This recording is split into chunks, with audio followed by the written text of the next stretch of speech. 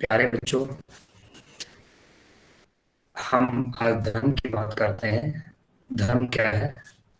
धर्म को लेकर के हमारे समाज में, हमारे देश में और पूरे विश्व में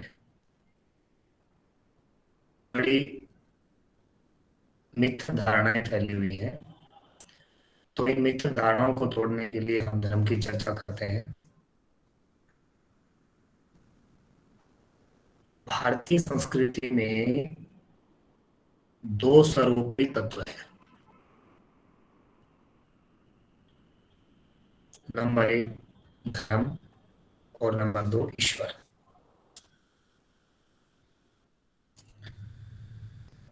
इनको भारतीय संस्कृति में सर्वोपरि रखा गया है और इनकी हमेशा चर्चा होती रहती है, धर्म को लेकर भी और ईश्वर को लेकर भी। और बहुत सारे लोगों में अज्ञानता भी है। धर्म जहाँ कर्तव्य कर्म है या ये कहीं कर्तव्य साधन है, ईश्वर वहीं साध्य है, कर्म साध्य है।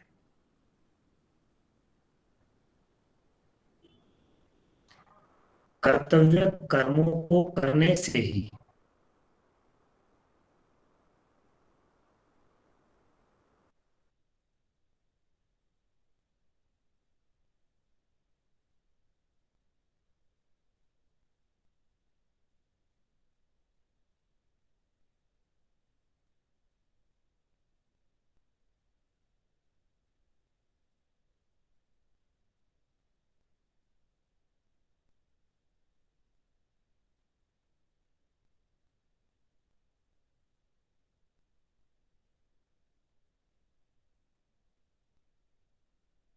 इसलिए धर्म और ईश्वर दोनों सर्वोपरि तत्व है। तो कौन कौन से सर्वोपरि तत्व हैं? धर्म और ईश्वर। इसमें धर्म की महत्ता को समझा जाता है। अतः धर्म तत्व को ठीक ठीक समझना तथा उसका पालन करना मानव जीवन के लिए आवश्यक है।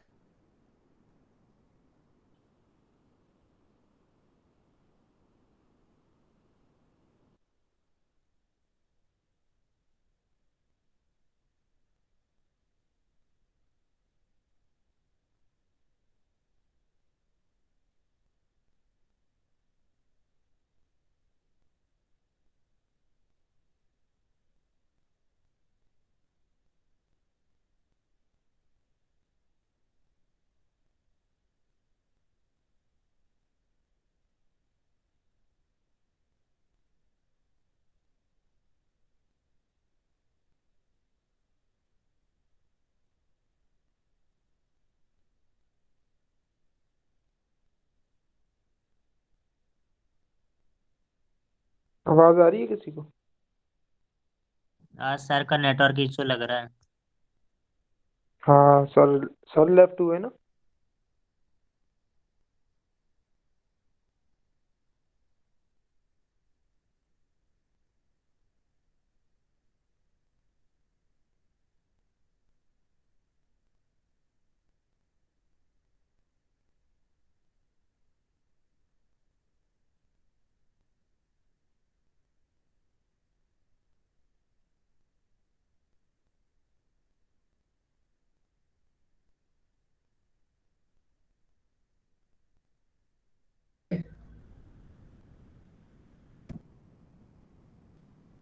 आपको मेरी आवाज आ रही है?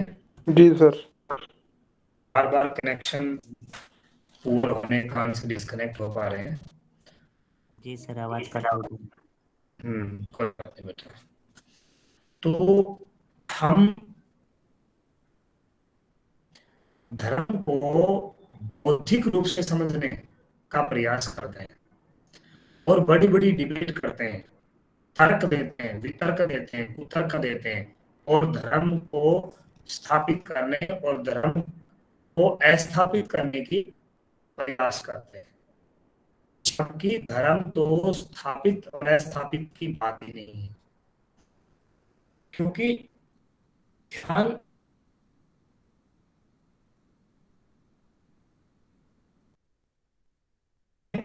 धर्म को बौद्धिक रूप से समझना चाहते हैं, लेकिन धर्म तो कार्य रूप में पालन करने की वस्तु है।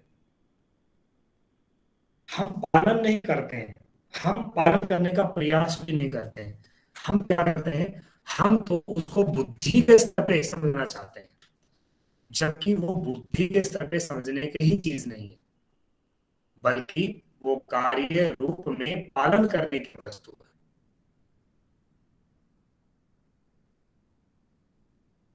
यदि हम धर्म को बहुत अच्छे से समझते हैं और उसका अपने जीवन में पालन करते हैं, तभी हम दूसरे को धर्म के बारे में कुशलतापूर्वक समझा सकते हैं।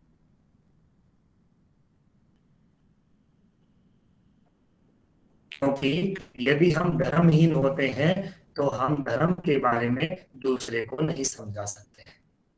क्योंकि धर्म क्या है, वो पालन करने की विषय वस्तु है, चर्चा करने की, डिबेट करने की और बुद्धि के तर्क संगति की नहीं है। धार्मिक हम तभी कहलाएंगे जब हम कर्तव्य कर्म अर्थात धर्म का पालन करेंगे, धर्म में अपना आचरण करेंगे, और धर्म का आचरण करके हम सदाचारी और ब्रह्मचारी बनेंगे और धर्माचारी बनेंगे, तभी हम धर्म किसी को समझा सकते हैं। अन्यथा हम धर्म की केवल और केवल बातें करेंगे, उपदेश करेंगे, चर्चा करेंगे, डिबेट करेंगे और उसका पालन नहीं करेंगे, तब तक धर्म का कोई फायदा हमारे जीवन में नहीं होगा।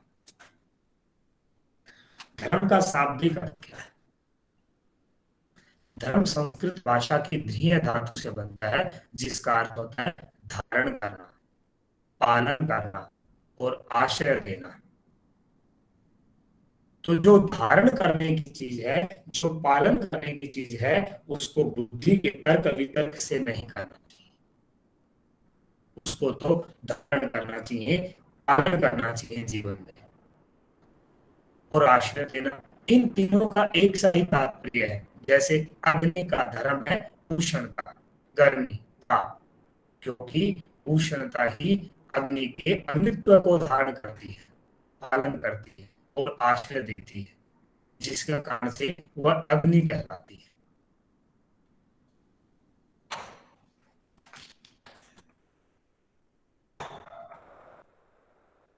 भारतीय साहित्य में धर्म के रूपों की अनेक प्रकार से चर्चा की गई है।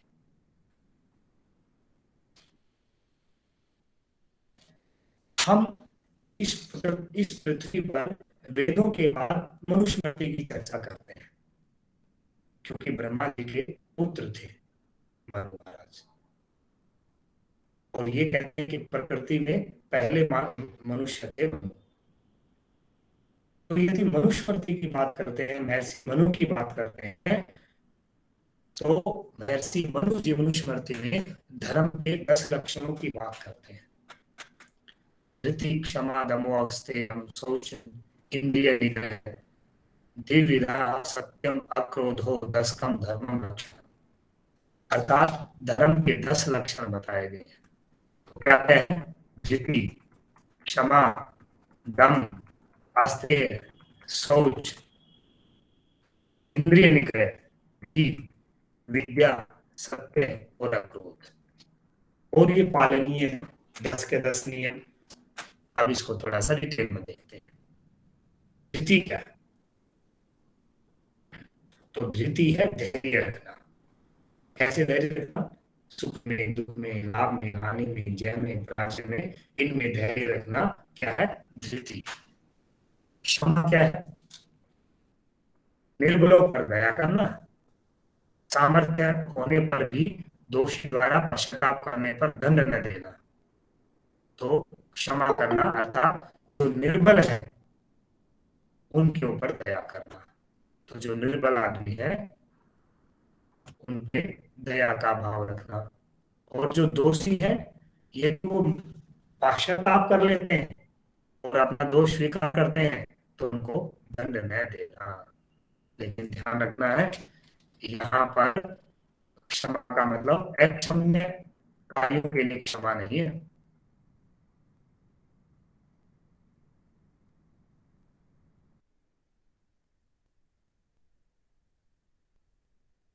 का चिंतन करना,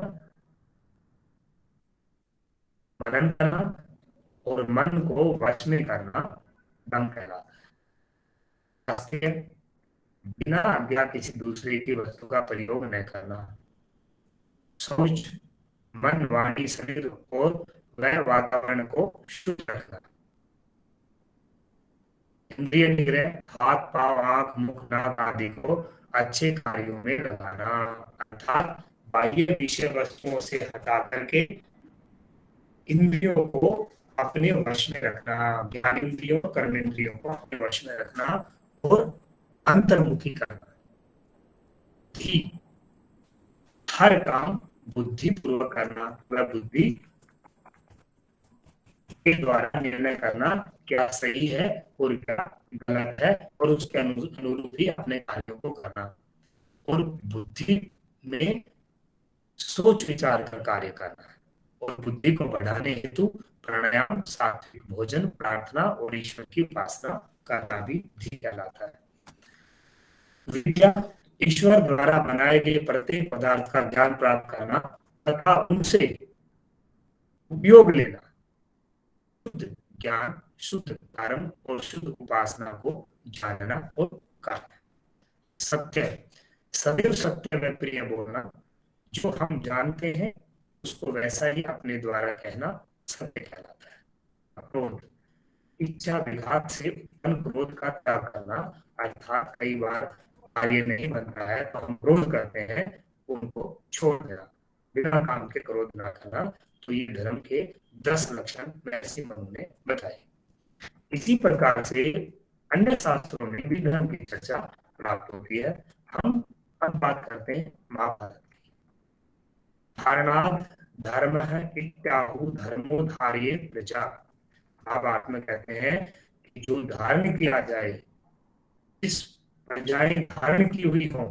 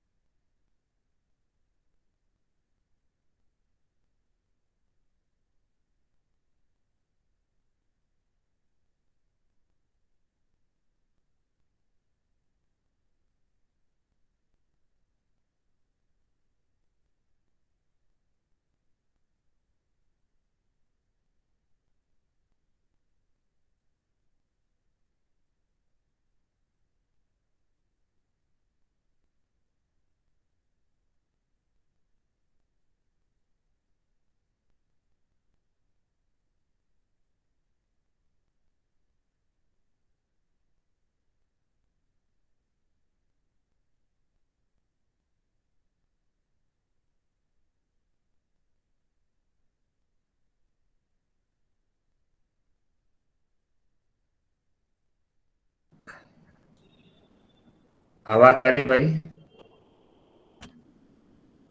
मुझे लगता है कि बार बार डिस्कनेक्ट होने से अच्छा है कि हम क्लास को डिस्कनेक्ट करें। आप लोगों का क्या विचार है? जी सर, कल करते हैं, आवाज बहुत कम आ रही है। जी सर। बहुत कम ही नहीं है, 3 बार